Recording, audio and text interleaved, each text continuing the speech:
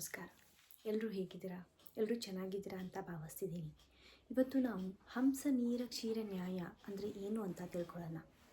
ಮೊದಲಿನ ಕಾಲದಲ್ಲಿ ರಾಜಹಂಸಕ್ಕೆ ಒಂದು ವಿಶೇಷ ಸಾಮರ್ಥ್ಯ ಇದೆ ಅಂತ ಪ್ರತೀತಿ ಇತ್ತು. ಅದೇನು ಅಂದರೆ ಹಾಲಿನಲ್ಲಿರುವ ನೀರಿನಂಶವನ್ನು ಬಿಡಿಸಿ ಹಾಲಿನಂಶವನ್ನು ಮಾತ್ರ ಹೇರುತ್ತಂತೆ. ಆದರೆ ಪ್ರಾಕ್ಟಿಕಲಿ ಇದೊಂದು ಮಿತ್. ಇದನ್ನು ಆಡು ಭಾಷೆಯಲ್ಲಿ ಮಾತ್ರ ಬಳಸ್ತಿದ್ರು. ಈ ಪದದ ಒಳ ಅರ್ಥ ಏನು ಅಂದರೆ ಕೆಡಕನ್ನು ಬಿಟ್ಟು ಕೇವಲ ಒಳಿತನ್ನು ಮಾತ್ರ ಸ್ವೀಕರಿಸು ಎಂದು. ನೀರು ಬೆರೆಸಿದ ಹಾಲು ಎಂದರೆ ಒಳಿತು ಮತ್ತು ಕೆಡಕಿನ ಮಿಶ್ರಣ.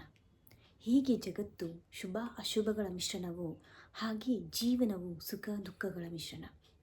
ಯಾವುದಾದರೂ ಕಾರ್ಯಗಳು ಇದ್ದರೆ ಅದು ಲಾಭ ಅಲಾಭಗಳ ಮಿಶ್ರಣ.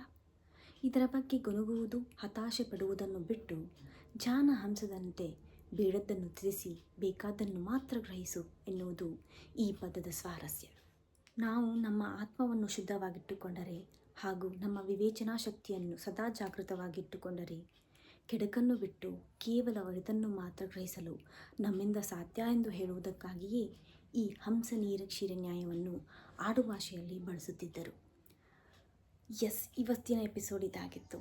ಮುಂದಿನ ವಿಡಿಯೋಸಲ್ಲಿ ಇದೇ ತರಹ ಹೊಸ ವಿಷಯಗಳೊಂದಿಗೆ ನಿಮ್ಮನ್ನು ಭೇಟಿಯಾಗ್ತೀನಿ.